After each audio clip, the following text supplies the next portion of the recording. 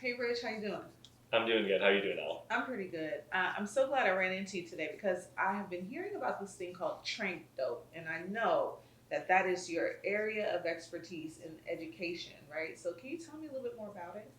Sure. So, trank dope, or by its actual name, Xylazine, Mm-hmm. is a tranquilizer medication that we're starting to see popping up more and more in the fentanyl supply in Massachusetts. Wow.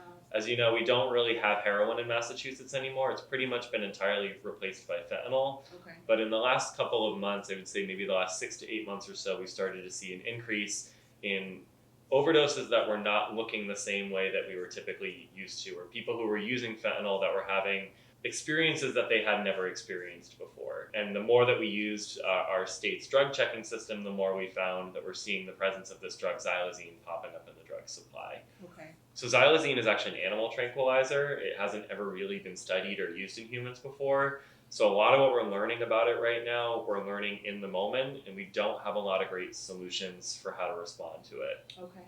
Some of the things to know about it is not resistant to Narcan, but it does make responding to an overdose a little bit more challenging because when you have a situation with an overdose, when someone is not responsive because the opioids are inside of their system, the Narcan is going to work to reverse that overdose. Mm-hmm. But when you have a tranquilizer inside of your system, it's also going to depress those same bodily functions I see. that the opioids would have been doing. Okay. So it makes calling 911 in an overdose response all that much more important to be able to make sure that someone can get the kind of care that they need. All right. Okay. So finally, before I let you go, how can I tell the difference? It's really hard.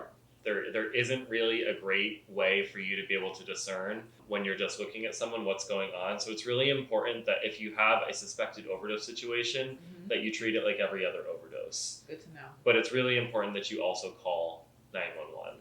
Some things to know that person might also be experiencing is they may report to you that they lost time, that their perception of time is kind of gone because xylazine tends to come in waves and the experience can wave in and out. So it can be very disorienting for someone. I see. One other thing that's really popping up a lot with xylazine is it's causing these types of really painful wounds on people's bodies. Mm.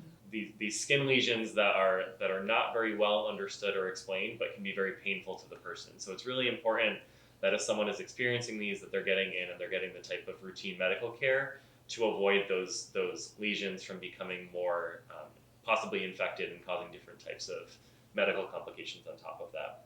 Thanks, Rich. That's really good to know. And I will keep my Narcan in my bag just in case.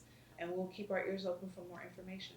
Absolutely. And if you're someone who might be using substances, know that we have programs throughout the city of Boston that you can test your drugs to know what is in the supply. And very soon we will be providing xylazine testing strips as well. And if you want to know more information, you can visit Victory Programs online at www.vpi.org.